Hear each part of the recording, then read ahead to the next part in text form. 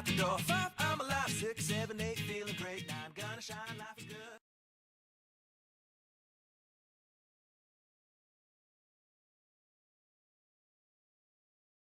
Donc la domesticité dans les établissements médico-sociaux, que ce soit d'ailleurs pour les personnes âgées ou les personnes handicapées, c'est important pour plusieurs raisons. D'abord parce que les gens laissent leur domicile pour rentrer dans ce lieu et qu'ils ont besoin de trouver un nouvel habitat à proprement parler. Et si on n'est pas aujourd'hui dans un lieu qui leur propose ça, si on leur propose simplement d'être hébergés, comme c'est bien le cas, on se rend compte qu'il y a toute une série de besoins fondamentaux qui ne sont pas satisfaits. Le premier besoin, c'est de se sentir chez soi, d'avoir de la prise sur son environnement, de pouvoir décider un certain nombre de choses et de pouvoir aussi remplir un rôle social, comme par exemple recevoir sa famille, typiquement. Donc on a besoin de réfléchir à comment est-ce qu'on peut recréer ça dans des établissements qui n'ont a priori au départ pas la vocation d'être un logement, en tout cas ils ne sont pas constitués en tant que tels. Et ils ne sont pas construits d'ailleurs par des acteurs de l'habitat, mais plutôt par des acteurs du sanitaire ou du monde médico-social. Donc on doit s'interroger sur comment est-ce qu'on peut faire ça. Pour ça, donc, au niveau de la domesticité, on se dit qu'est-ce qui caractérise les maisons des personnes. Et ce qui est très clair, c'est que chaque personne aménage elle-même son chez elle et que cela ne fait l'objet d'aucune expertise.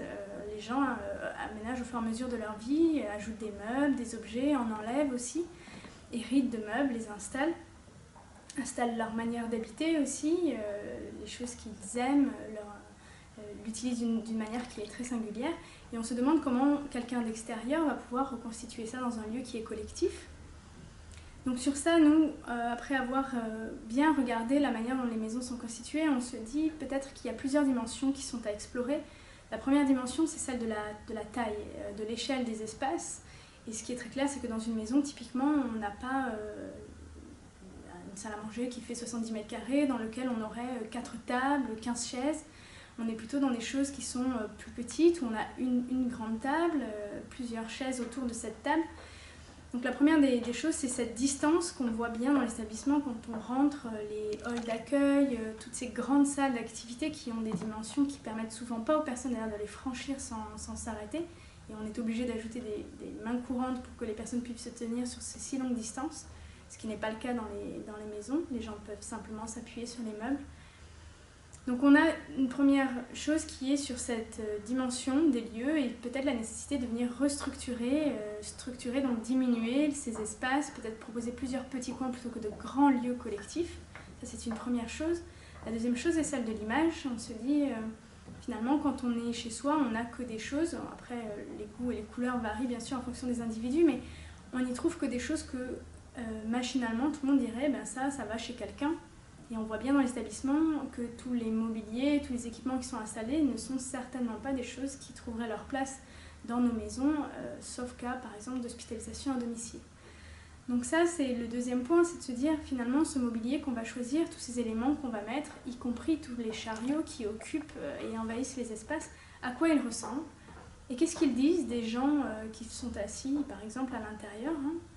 On se dit comment est-ce qu'on pourrait avoir un mobilier qui soit bien plus normalisant et qui ne puisse dire rien d'autre des personnes qu'elles sont habitants.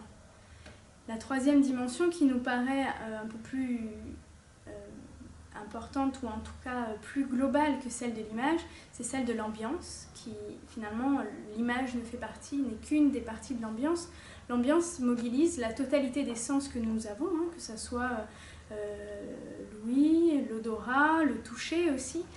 Et on voit bien qu'on perçoit en permanence notre expérience spatiale, elle passe beaucoup par ces autres sens. On est capable de dire, en fonction de la sonorité du lieu, quelle est la dimension de la pièce, s'il y a beaucoup de meubles ou pas. On voit bien quand on rentre dans une église, on a une sonorité qui est très particulière.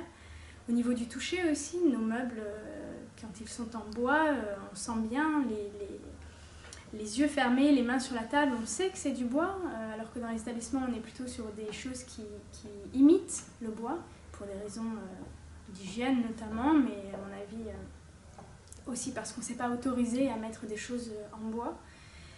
Et il y a l'odorat qui est très très important. Nos maisons ont toute une signature olfactive qui est très singulière et ce qui est important au niveau de l'odorat, c'est que c'est le sens qui mobilise l'émotion en premier. On est sur un aspect affectif qui est très grand. Et l'odeur de nos maisons, elles sont constituées de d'abord s'il y a du bois ou non, s'il y a du cuir, qu'est-ce qu'on utilise pour nettoyer les sols, qu'est-ce qu'on utilise pour se laver, pour laver nos vêtements, où est-ce qu'on étend le linge par exemple, toutes ces choses-là, comment est-ce qu'on cuisine, avec quelle huile, avec quelles épices, toutes ces choses-là donnent une odeur singulière, familière à la maison. Et on voit bien que les établissements sur cet aspect de l'odeur, souvent, il leur est beaucoup reproché d'avoir une odeur qui est très familière, celle de l'hôpital.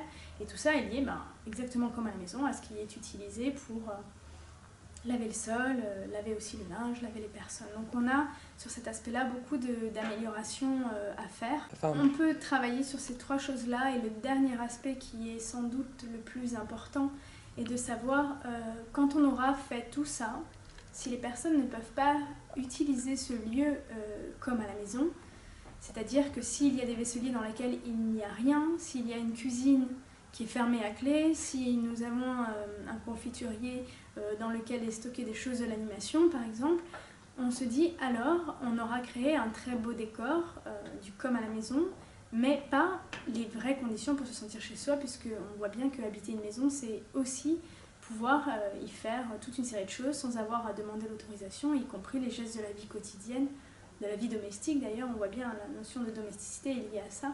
Et ça passe par pouvoir mettre la table, la débarrasser, laver un verre, se servir un verre d'eau, toutes ces choses finalement qui sont simples. Mais ça, c'est une question qui n'est pas celle de l'espace, une question qui interroge plutôt les soignants dans leur pratique, que ce soit d'accompagnement ou dans leur pratique de l'espace aussi. Et à ce sujet-là, on se dit finalement, quand on pense à l'évolution des établissements, on doit se poser une question qui n'est pas celle des établissements en tant que tels, mais qui est une question qui est plus large, à savoir qu'est-ce qu'on veut faire et quelle est la manière dont on veut accompagner les gens, en fait, qu'est-ce qu'on veut leur donner à vivre au-delà de les accompagner quand ils seront dans une situation de dépendance. Et par rapport à ça, et quand on regarde l'établissement, on se dit, il y a une question qui est sans doute très importante. Est-ce qu'on souhaite mettre en place un lieu de travail dans lequel des résidents vivent, ou est-ce qu'on veut mettre en place un lieu de vie dans lequel travaillent des professionnels, et une question qui se résumerait finalement par qui est chez qui. Et ça, on peut programmer de nouveaux types d'établissements en partant simplement de cette question. Je pense que les choses seraient radicalement différentes.